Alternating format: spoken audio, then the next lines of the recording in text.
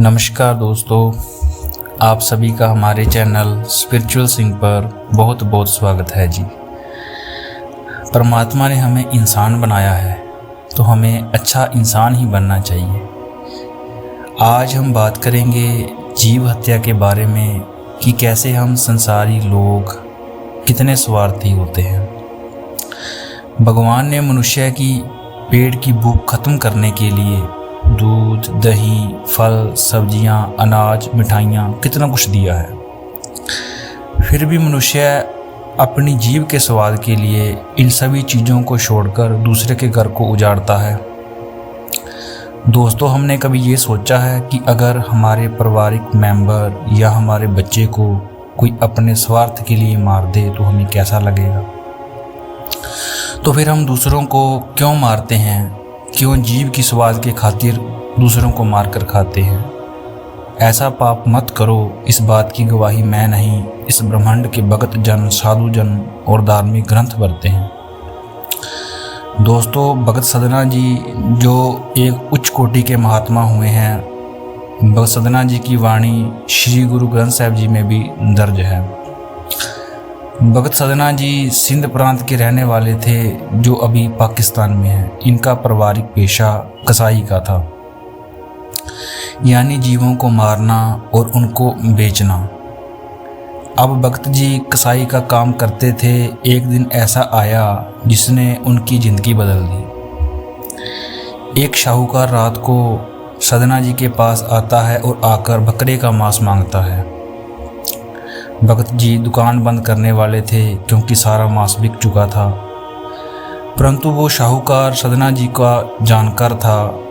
भगत सदना जी ने सोचा, शाहूकार को थोड़ा मांस चाहिए, जो मेरे पास एक जीवित बकरा है, क्यों ना उसकी एक टांग काटकर शाहूकार को दे दूं।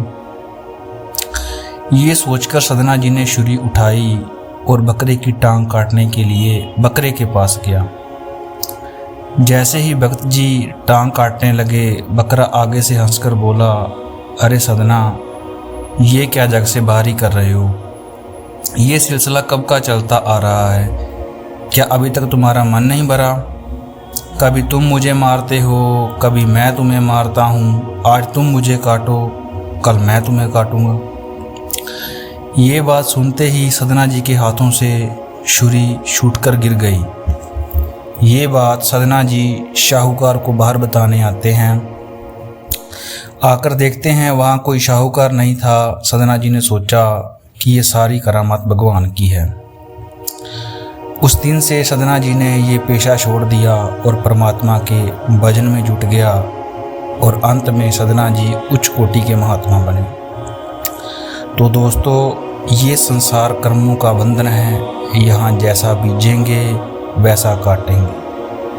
अगर आज हम अपने जीव के स्वाद के लिए जीवों को मारकर खाएंगे तो कल को वो कर्म हमारे व हमारे बच्चों के सामने आएगा और उस समय हमारे पास सिर्फ रोना ही रह जाएगा। दोस्तों, जिस जीव को हम खाते हैं उस जीव का भी परिवार है, वो भी अपने परिवार से प्रेम करता है। इसलिए परमात्मा की बनाई इस फुलवाड़ी को मत उजाड़ें और परमात्मा का दुश्मन न बने। हम इस संसार में आए हैं, अच्छे कर्म करें ताकि कल को जब हम इस संसार को अलविदा कहें तो हम खुशी से यहाँ से जाएं।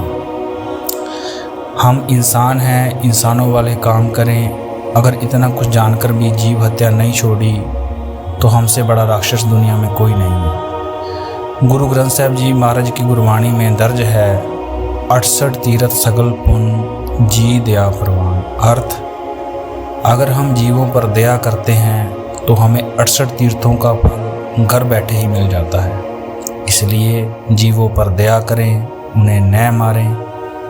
आज के लिए इतना ही। वीडियो अच्छी लगे लाइक शेयर करना और चैनल सब्सक्राइब करना। धन्यवाद।